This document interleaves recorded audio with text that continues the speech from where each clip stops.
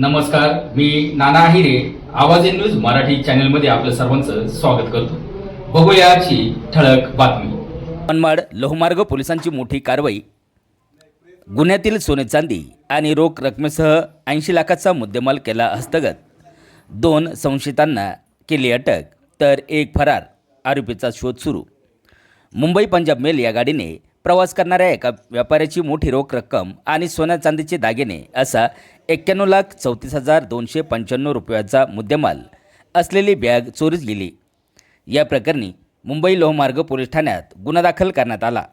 तो गुन्हा नाशिकच्या मनमाड लोहमार्ग पोलिसांकडे वर्ग झाल्यानंतर पोलिसांनी CCTV फुटेजचा आधार घेत व्यापक शोध मोहीम राबवून 2 संशयितांना अटक केली व त्याच्याकडील चोरीतील 80,54,295 रुपयाचा मुद्देमाल हस्तगत केला.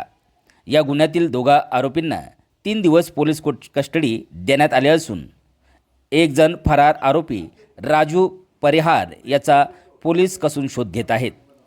महाराष्ट्रातील रेल्वे परिसरातील घडलेली ही सर्वात मोठी आणि उघडकीस झालेला गुन्हा समजला जातो. मुख्य म्हणजे या गुन्ह्यात फिर्यादी हा सुद्धा सहभाग असल्याचे तपासात निष्पन्न झाले आहे. आवाज इन न्यूज मराठी, मनमाड, नाशिक.